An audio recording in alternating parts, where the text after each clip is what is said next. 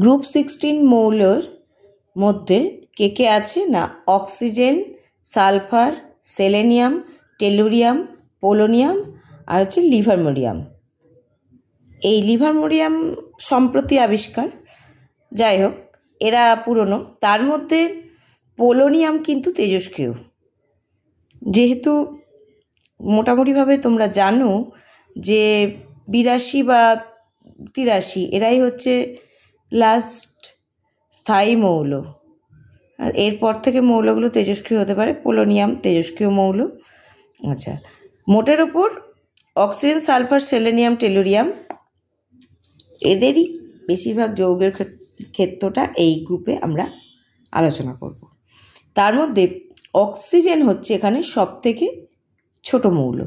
একটা জিনিস দেখে নাও যে আমরা জানি যে পর্যায় সারণীতে আমরা পড়েছি একটা গ্রুপ বরাবর যখন নিচের দিকে যাওয়া হয় তখন কি হয়, তড়িৎ ঋণাত্মকতার মান কমে আর আয়নাইজেশন এনার্জি মানও কমে। আয়নাইজেশন এনার্জি এদের ক্ষেত্রে তাই অক্সিজেন থেকে সালফার, সালফার থেকে সেলেনিয়াম, সেলেনিয়াম টেলুরিয়াম, পোলোরিয়াম এরা কমছে। সেটা আমি আর এখানে দেখাইনি, সেটা তোমরা যে কোনো বইতে দেখতে পাবে। তড়িৎ ঋণাত্মকতায় দেখো, তড়িৎ ঋণাত্মকতাও ঠিক আছে, অক্সিজেনে 3.5, তারপরে এরা কমছে, কিন্তু এইখান থেকে এখানে যে লাভটা আছে সেগুলো এখানের ক্ষেত্রে নেই, এখানে কমাটা অনেক কম। আর একটা জিনিস খেয়াল করো, ইলেকট্রন আসক্তি। আমরা কি জানি না যত নিচের দিকে নামে তত কি হচ্ছে, আকার বড় হচ্ছে। আকার বড় হলে ইলেকট্রন আসক্তি কি হবে, অবশ্যই কমে যাবে। কারণ বাইরে পর্যন্ত তোমার আকর্ষণ পৌঁছবে না প্রোটনের থেকে। সেই হিসেবে কি হতো, এই ক্রমটা ফলো করলে দেখো এখান থেকে সালফার থেকে সেলেনিয়াম, সেলেনিয়ামের ক্ষেত্রে কি হয়েছে, কমেছে, আরও কমেছে, আরও কমেছে। কিন্তু অক্সিজেনের ক্ষেত্রে ট্রেন্ডটা একটু উল্টো। কেন? কারণ অক্সিজেন যেহেতু ছোট, সাইজটা অক্সিজেনের সালফারের থেকে অনেকটা ছোট, সেই জন্য অক্সিজেনের ক্ষেত্রে একটা এক্সট্রা ইলেকট্রন আমরা যখন যোগ করি তার মধ্যে একটু বিকর্ষণ দেখা যায়, এবং এই বিকর্ষণ দেখা যাওয়ার জন্য কি হচ্ছে না এই মানটা অনেকটা বেশি। হ্যাঁ, মানে এই 200 -200 থেকে এটা বেশি, এইখানে বেশি ইলেকট্রন আসক্তিটা সব থেকে কম হচ্ছে বা সব থেকে বেশি এনার্জি রিলিজ করছে কার ক্ষেত্রে, সালফারের ক্ষেত্রে। এটা কিন্তু অক্সিজেনের সাইজটা যেহেতু খুব ছোট সেই কারণে। আচ্ছা, এরপর আসি এদের কিভাবে থাকে এরা। অক্সিজেন মনে রাখবে, অক্সিজেন হচ্ছে এই গ্রুপের একমাত্র মৌল যে হচ্ছে তোমার দ্বিপরমাণু। কেন দ্বিপরমাণু? এদের মধ্যে দুটো বন্ড তৈরি হয়, বন্ডটা আমার বেঁকে গেল, যাই হোক, দুটো বন্ড তৈরি হয়। দুটো বন্ড তৈরি হতে পারছে কেন না, যেহেতু এদের আকার ছোট তাই এদের মধ্যে পাই বন্ড তৈরি হওয়াটা খুব ইজি। কিন্তু এরপর যখন সালফার, সেলেনিয়াম, টেলুরিয়াম, পোলোনিয়াম এই সমস্ত মৌলগুলোর ক্ষেত্রে আমরা যাব তখন কিন্তু আর এই রকম পাই বন্ড তৈরি হওয়াটা সম্ভব হয় না। তাদের ক্ষেত্রে কি দেখা যায়, ক্যাটিনেশন। এবং এই ক্যাটিনেশন মানে কি, ক্যাটিনেশন মানে হচ্ছে পরস্পরের সঙ্গে সিঙ্গেল বন্ড দিয়ে যুক্ত থাকে। এবং এই ক্ষেত্রে কি হয়, এরা একটা এই রকম টাইপের, দেখো 1 2 3 4 না আর একটা হবে, 8খানা রিং তৈরি করে। হ্যাঁ,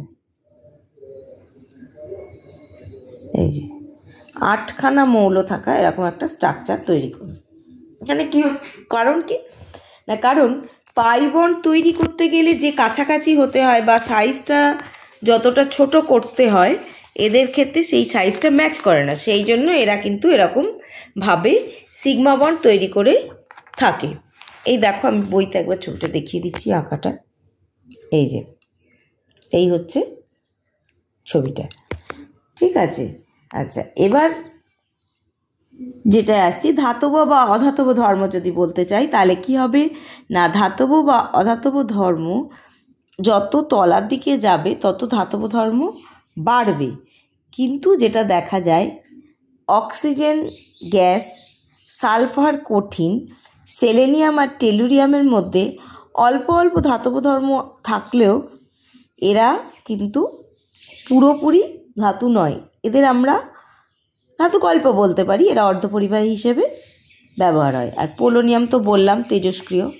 হ্যাঁ, পোলোনিয়াম কোনো স্থায়ী ধাতু হিসেবে থাকে না, পোলোনিয়ামে তেজস্ক্রিয়তা ধর্ম আছে। আচ্ছা, এরপরে যেটা বলতে পারি সেটা হচ্ছে যে এদের যে যৌগ, এই যৌগগুলো শুনে রাখো। H2O হাইড্রোজেনের সঙ্গে যখন আমরা এদের যৌগগুলো ভাববো কী কী? H2O, H2S, H2Ac, H2Te। পোলোনিয়ামকে আমরা এইখানে রাখলাম না, কারণ যে নিজেই তেজস্ক্রিয় তার যৌগ নিয়ে আমরা আপাতত মাথা ঘামাবো না। এর মধ্যে মনে রাখবে যে হ্যাঁ, আর একটা কথা বলে রাখি, এই যে টেলুরিয়াম তো গেল, পোলোনিয়ামের ক্ষেত্রে আর একটা জিনিস মনে রাখবে, তোমাদের মনে আছে কিনা জানি না, লেড, বিসমাথ এদের ক্ষেত্রে, তারপরে তো পোলোনিয়াম 82, 83, 84, লেড বিসমাথের ক্ষেত্রে নিষ্ক্রিয় ইলেকট্রন জোড় প্রভাব আমরা পড়িয়েছিলাম গত বছর। যদি মনে না থাকে তাহলে আর একবার দেখবে বা পরে আমার কাছে জেনে নিও। আচ্ছা, এই নিষ্ক্রিয় ইলেকট্রন জোড়ের প্রভাবটা কিন্তু থাকে পোলোনিয়ামের ক্ষেত্রে, খুব বেশি হয়। অন্যদের ক্ষেত্রে এই নিষ্ক্রিয় ইলেকট্রন জোড়ের প্রভাব আমরা দেখতে পাবো না। কারণটা একবার বলে দিই। এই দেখো, এই যে 4f14 হচ্ছে, মানে এফ ইলেকট্রন যখন ভর্তি হয়, এফ কক্ষে যখন ইলেকট্রন ভর্তি হয়, তখনই এই বাইরের এস ইলেকট্রনগুলো সহজে বের হতে চায় না। এটাই হচ্ছে নিষ্ক্রিয় ইলেকট্রন জোড় প্রভাব। হ্যাঁ, এবং এই ইলেকট্রনগুলো যেহেতু পাওয়া যায় না, তাই জন্য কী হয় না, পোলোনিয়ামের ক্ষেত্রে ভ্যান ডার ওয়ালস আকর্ষণ বল অ্যাটম পরমাণুগুলোর মধ্যে অনেক বেশি হয়, এদের গলনাঙ্ক স্ফুটনাঙ্ক সব বেশি হয়। ঠিক আছে। আচ্ছা, এরপরে হাইড্রাইড নিয়ে যেটা বলছিলাম, মনে রাখবে যে এই হাইড্রাইডগুলোর মধ্যে আমরা জেনারেলি যেটা জানি যে একটা গ্রুপ বরাবর যখন নিচের দিকে নামছি, অর্থাৎ H2O থেকে H2S, H2Ac, H2T এরকম যখন নামছি, যত তোমার আণবিক গুরুত্ব বাড়বে তত অণুগুলো গ্যাস থেকে তরল থেকে কঠিন এরকম দিকে যাবে। কিন্তু তোমরা এটা জানো যে এই এর মধ্যে H2O কি থাকে? H2O তরল থাকে, H2S কিন্তু গ্যাস। এই যে H2O তরল থাকছে, কেন থাকছে না, এটা যদি তোমরা দেখতে চাও তাহলে দেখবে যে H2O থেকে H2S, H2O হচ্ছে তরল, H2S গ্যাস। হ্যাঁ, H2Ac বা H2T এদের কাউরই কিন্তু গলনাঙ্ক বা স্ফুটনাঙ্ক এর ওপরে যাচ্ছে না, H2Oর ওপরে যাচ্ছে না, সবই H2Oর নিচে থাকছে। এর কারণ কি? এর কারণ হচ্ছে হাইড্রোজেন বন্ধনী।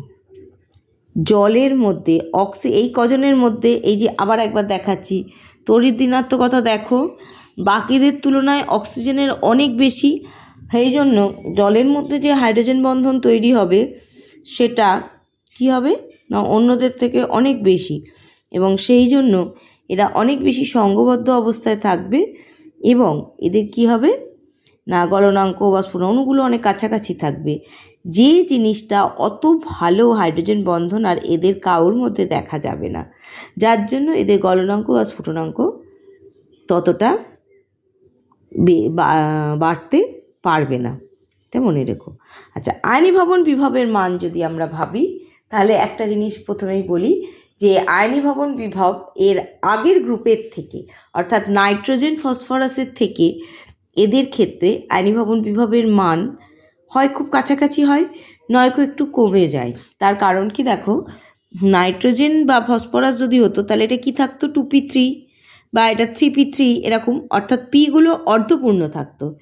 পিগুলো অর্ধপূর্ণ অবস্থায় সেটাকে বার করতে যতটা ইলেকট্রন বার করতে যতটা শক্তি আমাদের প্রয়োগ করতে হবে, এখানে যেহেতু পিগুলো অর্ধপূর্ণ থেকে একটা বেশি, তাই তুলনামূলকভাবে সবসময় এদের আয়নীভবন বিভব একটু কম হওয়ার কথা। কার তুলনায়? না, আগের গ্রুপের মৌলগুলোর তুলনায়। কিন্তু এদের মধ্যে আয়নীভবন বিভবের মান যদি দেখো, অবশ্যই অক্সিজেনের তুলনায় সালফারে কমবে, সালফারের তুলনায় সেলেনিয়ামে কমবে, এইরকমভাবে নিচের দিকে যত যাবে তত কমতে থাকবে। আর একটা কথা সবসময় মাথায় রাখবে, ফার্স্ট আয়নাইজেশন এনার্জি অর্থাৎ বা আয়নাইজেশন পোটেনশিয়াল IE1 বা IP আয়নাইজেশন পোটেনশিয়াল 1 সব সময় কি হয়? লেস দেন IP2 বা IE2, দুইয়ের থেকে এটা বেশি হয়। এবারে দুইটা বেশি হয়। কেন বেশি হয়? কারণ আমরা যখন প্রথম ইলেকট্রনটা বার করছি তখন কার থেকে বার করছি? O - E, O প্লাস হচ্ছে, কিন্তু পরেরটা আমরা বার করছি কার থেকে? O প্লাস থেকে, অর্থাৎ ধনাত্মক চার্জওয়ালা একটা আয়নের থেকে আমরা বার করছি ইলেকট্রন। সেই জন্য সবসময় জানবে ফার্স্ট আয়নাইজেশন এনার্জির থেকে সেকেন্ড আয়নাইজেশন এনার্জি বেশি হবে। ঠিক আছে, এইগুলো হচ্ছে। আচ্ছা, আর অকারেন্সি জানবে যে ন্যাচারাল অকারেন্সি হচ্ছে অক্সিজেনের সব থেকে বেশি, তার তুলনায় কম হচ্ছে সালফারের, তার আরও কম হচ্ছে ওই সেলেনিয়াম টেলুরিয়ামের ক্ষেত্রে বা পোলোনিয়ামের ক্ষেত্রে। অক্সিজেন হচ্ছে প্রচুর পাওয়া যায়, সালফার সাধারণত পাওয়া যায় হচ্ছে যেসব জায়গায় আগ্নেয়গিরি আছে তাদের ক্ষেত্রে। ঠিক আছে। আচ্ছা, এরপর বলি বহুরূপতা অক্সিজেন আর সালফার। অক্সিজেন আর সালফার এ দুজনের বহুরূপতা বেশি দেখা যায়। ক্যাটিনেশনও বলেছি, ক্যাটিনেশন সালফারের বেশি দেখা যায়, সালফার অক্সিজেনের ক্যাটিনেশন অত কিছু দেখা যায় না। কারণ হচ্ছে অক্সিজেন পাই বন্ড তৈরি করে ছোট জায়গার মধ্যে দুজন মিলেই থাকতে চায়, কিন্তু সালফারের ক্ষেত্রে যেহেতু আকারটা বড়, তাই সালফারের ক্ষেত্রে কিন্তু পাই বন্ড করার থেকে ওরা কি হয়, পরপর যুক্ত হয়ে ক্যাটিনেশন ধর্ম দেখায়। আচ্ছা, সালফারের বহুরূপতায় দু রকমের, কেলাসাকার আর অনিয়তাকার, দুটো রূপভেদই দেখা যায়।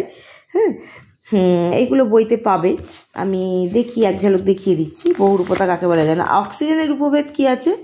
অক্সিজেনের উপভেদ আছে ওজোন। আচ্ছা দাঁড়াও,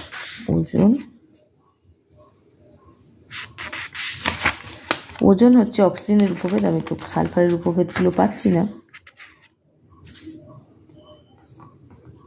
আচ্ছা, আর একটা জিনিস দেখো, ওই যে হাইড্রাইড বলছিলাম, হাইড্রাইডগুলোর ক্ষেত্রে এই যেখানটায় দেখো কোন যৌগগুলোর বন্ধন কোণ। দেখো জলের ক্ষেত্রে যত নিচের দিকে নামছে তত কি হচ্ছে? বন্ধন কোণ কমছে। কেন? কারণ হচ্ছে, কারণটা এবার বলে দিই। কারণটা এইখানে দেখো, খাতায় দেখাচ্ছি। দেখো এই যে OHH, এইখানে লোন পেয়ার আছে, এই গঠনটা কিন্তু সবার ক্ষেত্রেই। তো এইখানে বন্ধনজোড় ইলেকট্রন, OH এর বন্ধনজোড় ইলেকট্রনটা কোথায় থাকবে? অক্সিজেনের দিকে থাকবে। কিন্তু যত নিচের দিকে যাবে, অর্থাৎ সালফার, সেলেনিয়াম এইসবের হাইড্রাইডের ক্ষেত্রে এই ইলেকট্রন জোড় হাইড্রোজেনের দিকে শিফট থাকবে, এদিকে সরে যাবে, যার ফলে কি হবে? এই বন্ধন দুটো কাছাকাছি আসতে পারবে এবং রেজাল্ট হচ্ছে এই বন্ধন কোণগুলো কমে যাচ্ছে। ঠিক আছে। আচ্ছা, স্ফুটনাঙ্ক গলনাঙ্ক দেখে নাও, বলেই দিলাম অলরেডি। এই দেখো গলনাঙ্ক, দেখো এই যে বললাম, কি বললাম, সব থেকে বেশি গলনাঙ্ক আমরা কার দেখছি? H2O। তার কারণ কি? কারণ হচ্ছে প্রচুর পরিমাণে হাইড্রোজেন বন্ধনী। হ্যাঁ, এদের ক্ষেত্রে, কারোর ক্ষেত্রে নয়। স্ফুটনাঙ্ক তাই দেখো সব থেকে বেশি হচ্ছে A। তারপরে কিন্তু এইখান থেকে ট্রেন্ডগুলো ঠিক যেমন হওয়ার কথা সেরকমই হচ্ছে। ঠিক আছে। আচ্ছা, এই ভিডিওটা এখানেই শেষ করছি।